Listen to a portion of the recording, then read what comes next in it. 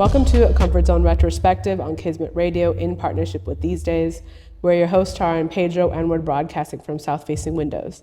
This July, Saba celebrated the 14th anniversary of his cult classic Comfort Zone, an ambitious 14-track project that ultimately defined his musical journey.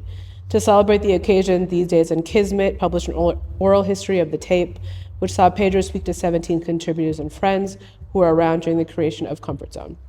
We thought it would be cool for our collab to also include an audio piece, so here we are with a Comfort Zone retrospective, a limited series where we unpack all 14 tracks in the tape, welcome some special guests, and generally nerd out on music.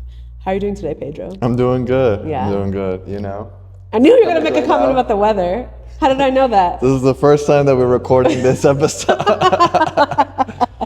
But doing good overall. Yeah, that's good. How are you? I'm good. Excited? You know, to dive living in? the dream. Yeah. Okay, so first up is the song Welcome Home. Yo, I walked in Def Jam on my 19th birthday, I can't recall my 18th. Came a long way since the days where we strolled like we homeless and loitered on State Street. I just pray that you get home safely. Ironically, the Green Line train, cause I was softer than cotton, starting college, something that here you can't be. Can't see them niggas getting on no time soon. We worry about survival out here.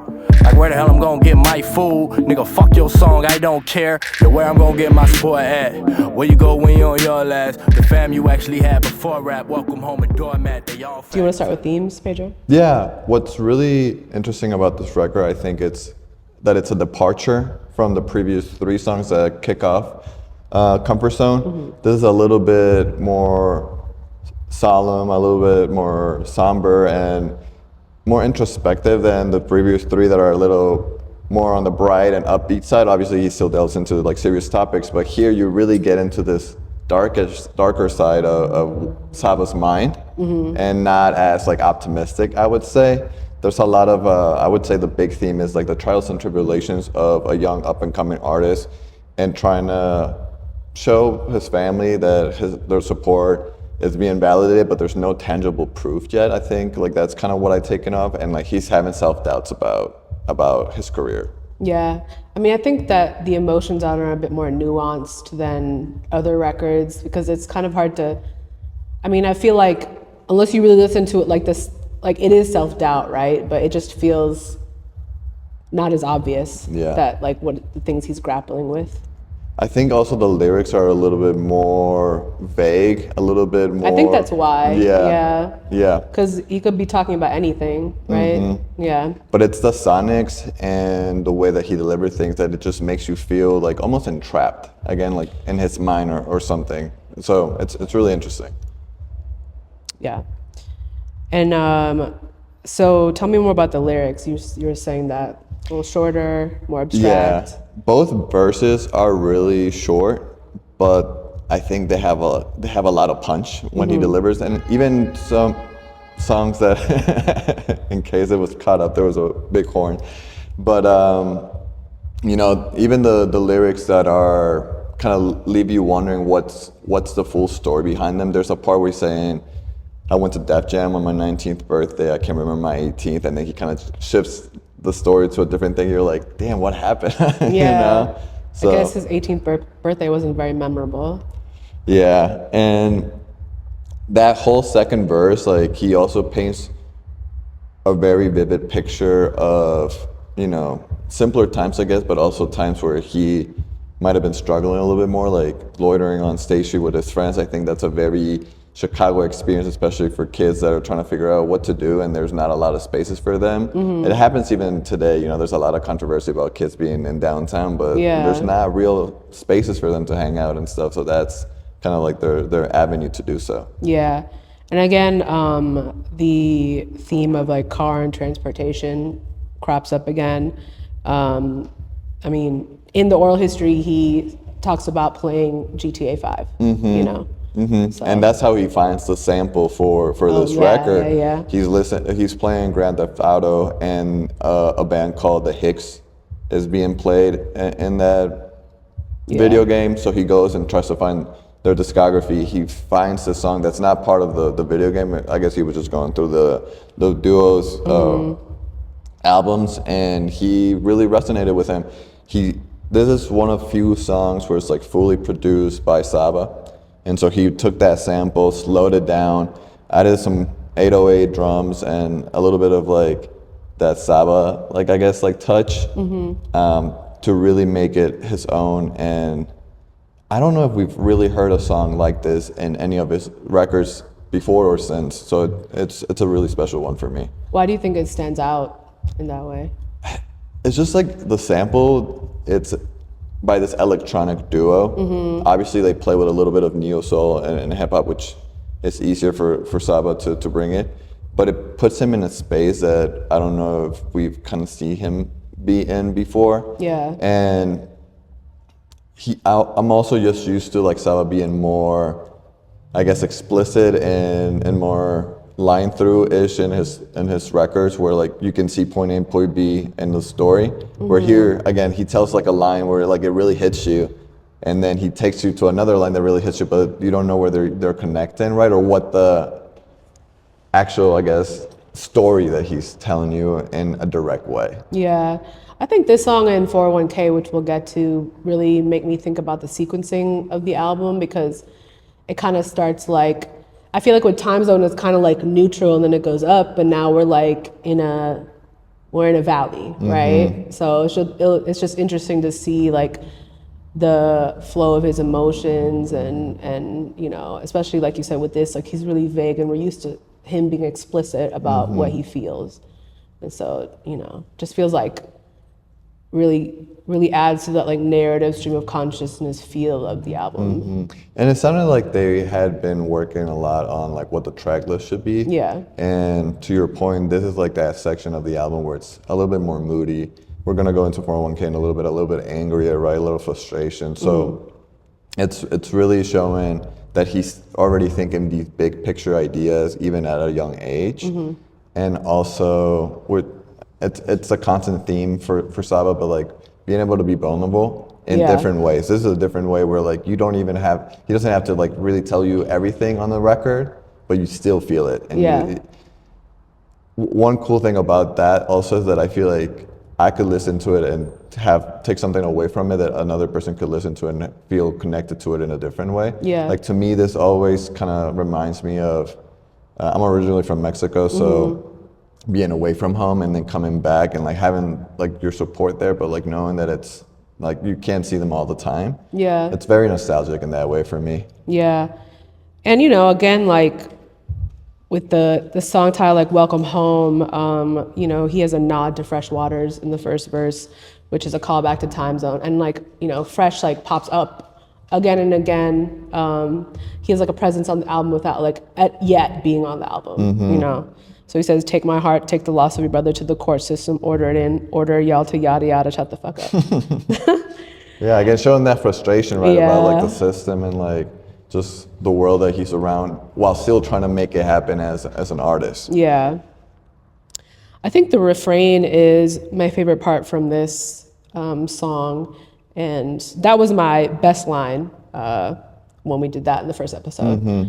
But my heart can't be Teflon, I feel everything and some. Which just to me hits on a deeper level because, you know, I would love to not have emotions personally, you know? So the fact that, I don't know. I also know like Saba's a water sign, so I understand, bro. Like, but that refrain itself is actually, I mean, it's just crazy to me. Like says, pain make the best songs. Like it reminds me of that concept of, you know, great art requires suffering, which, you know, I don't know how you feel about that. I was gonna say, I'm curious to know how you feel, and it's also something that I was going back to the oral history. I wish I would have like pushed back on Saba and asked him more about, like, because I think he did believe this when he recorded it. I wonder, and at least I'm of the mind that that's not necessarily true, but yet there is a lot of great art that comes from, you know, I mean, to be a human is to experience trauma and pain, right? So I think like when you make art, that is,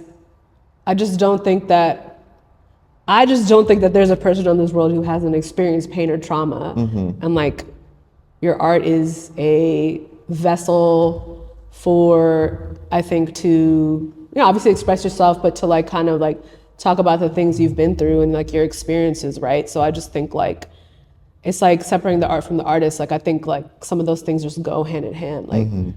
like if I truly was a robot that didn't feel, I probably wouldn't make good art. Yeah. You know?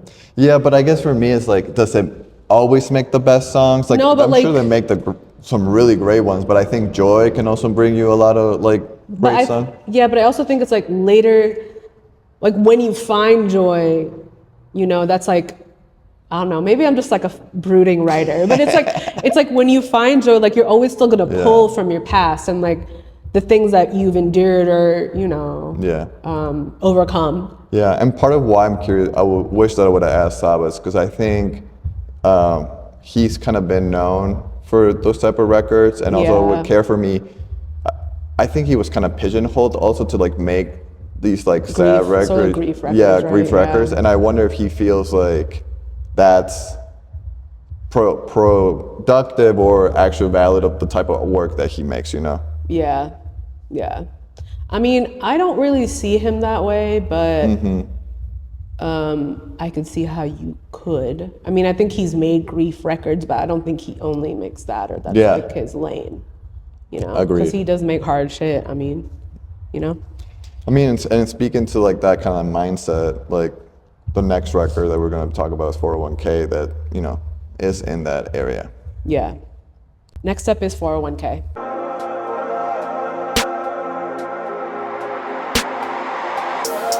I ain't got no job, young nigga, I ain't got no job. I trade a 401k for an AK, cause when my vitals stop, grind don't stop, the grind won't stop when my vitals stop. Mind don't plot, so I don't talk, trade a lifelong girl for a top, yeah. Marathon, that's 4K. Some niggas sell they self for just 4K. I trade a 401k for an Do you want to start with themes? Yeah, so 401k, I think the big theme there is being like a young black kid from Chicago or the US in general, right? And seeing how your opportunities might seem a little bit more narrowed because of the system and just like how the world is functioning at the moment. And there's a lot of anger, a lot of frustration. He speaks about these terms like 401k and financial and going to school and how those realities are not really that feasible for the segment that he's speaking to in this song. It's also, while Welcome Home is a little bit more inside his mind, I think this is like channeling people around him and himself and being very evocative about the frustration that they have. Yeah, I mean, this song is really hard. Honestly, trade up 401k for AK is actually a crazy fucking line. Like, if you really think about it. There's a lot of really heavy lines in this record. You're like, wow. Yeah. I mean, the only reason I know he's a kid is because he's talking about having a GPA. But like, if anybody else has said 401k for AK, like, you know, I think that's at any age, you know, a thing, you know, like you understand what they're talking about. It's it's more evergreen thought. Yeah, and it's like, again, he's talking about something that's so real compared to like these terms of like 401k where even if you have financial literacy, they're still like, you know, you understand that they're not tangible concepts. They like maybe long term they'll help you, but not in this near term. And he's speaking to that like urgency and immediacy that the communities that he lives in need. Yeah. And this song was produced by Flex Lennon. Yep. Yeah. Who used to go by Born Ready Productions back then. It's actually a really cool story because they had their first collaboration came a few months before 401k, and it's called Girlfriend. And Flex told us like it's even in the same BPM range and stuff. They just kind of figure out that they had a really good connection and a really good sound through there that had been successful. When I first heard Girlfriend, I thought that Saba was the most genius lyricist. I haven't heard that song actually. He starts it by saying, my girlfriend I can't even say it, but like he says, my girlfriend's celibate, and plays on the words to say drugs. So like he first says, my girlfriend is celibate, and then changes that word and that meaning to be like celibate's a drug. Oh, so okay. I was just like, wow, my mind is blown, you know? This is when you were a kid or we were like 18, 19, okay. You know? You're funny. It's still a good line to this day. It's it wouldn't blow my mind. And that song, like, I don't know, Flex makes stuff that hits really hard in the car. Yeah, And Girlfriend did that. They were like, when they reconnected, they tried to do that again with 401k. And the formula works because they put this out as a single, and it was the first record that Saba had that ever hit 10,000 plays. And this is at a time when you really have to earn 10,000 plays. I feel like people still might struggle nowadays with that, but like with streaming and playlisting, that's kind of like, those numbers are inflated. Like 10,000 plays back then on SoundCloud. On SoundCloud meant that you really had a fan base and like people were really paying attention. Those were the good days. Yeah. And Saba even calls it like probably the most important record in the album because that's when people started really connecting with him and like taking him seriously. And Flex Lennon on his side said that like that was a record that really made him feel like he was making inroads in his career as a producer. So it's a marquee record, and it's also like a before and after moment for both artists involved in this song. That's cool, yeah. Did Saba say why he thought people really liked this record? I think he didn't explicitly say it, but I do think that it's the fact that he's really speaking during a time also where the world felt very chaotic. I guess maybe not as chaotic as it feels now. Yeah. But people were really just connecting to, like you said, like the lines are really hard and they hit really hard. And also people were feeling that in a very personal level. Yeah, I mean, it's interesting from Welcome Home to 401k, the transition, because like we said, like the first three songs are very upbeat in comparison.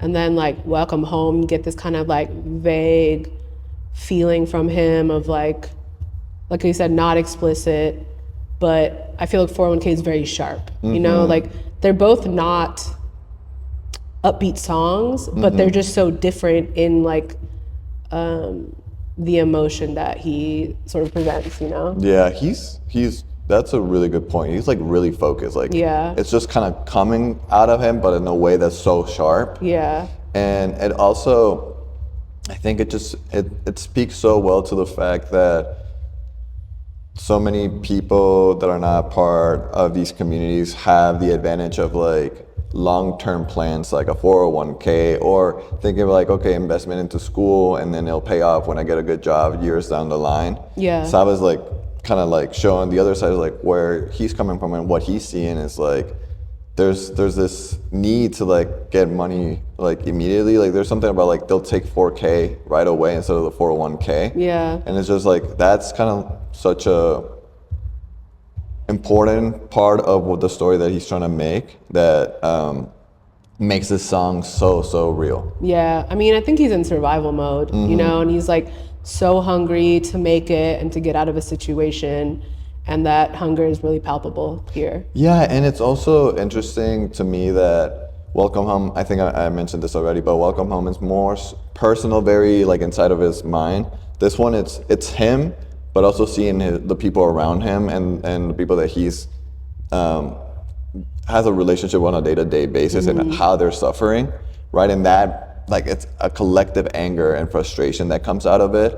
That he speaks to, like, you know, I'm in school, but like my GPA doesn't mean shit. Yeah. But then he goes and tells examples of other people that are like, oh, they would do some crazy shit for very low, you know? Yeah, I think Welcome Home is like very internalized. And the doubt is there. And then we get to 401k and he has to push that doubt aside because he has so much riding on. You know, there's so much at stake. So much at stake. Yeah. And then there's like also like there's no real way, like, or visible way out for the people. This song, there's no blueprint. I don't want to bring this up again because it's cost you a lot of flack, but you know, you did say this was your sleeper record. I did? Yeah, I think so. Oh, you said it was best song on the whip. Yes. Yeah. Yes. I can see that for sure. And I stand by it because the drums are so hard and that energy that Saba shows. I remember that song being played at a couple of live shows and it would just blow the roof up. Like people were moshing, were jumping around. It was a really visceral experience. Yeah. And I think like this record, I mean, obviously it's a coming of age project, but there's just something about like he's talking about things that we're concerned with at 18, our GPA, school, whatever. and like all these really real world elements like seep in that a teenager shouldn't have to worry about, but is, you know?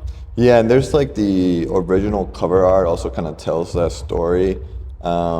It's on Genius, but it's basically a painting of like a kid, a small child with an AR on his back. And it's telling, I think that's... Is that the single artwork? Yeah, the single artwork. And I think that tells kind of like that story too. It's like a lot of stuff that he's speaking on here, it's like other kids don't have to worry about, you know? And 401k, it's another way of him expressing like his coming of age story that, similar to Welcome Home, it's more on like a darker side or more a side that we don't really see from Saba often, I guess, until later on in Care For Me and stuff. But speaking of that sequencing and how smart he was and his team were in trying to figure out how the track list plays out, the next song is kind of like that bounce back of energy to For Y'all, and a little bit more grateful and a little bit more taken into the people that he cares about. So it's a record that I'm excited to talk about. Yeah. Thank you all for tuning in to a Comfort Zone retrospective with Kismet Radio and These Days. On the next episode, we'll dig into the next two songs, For Y'all and Scum.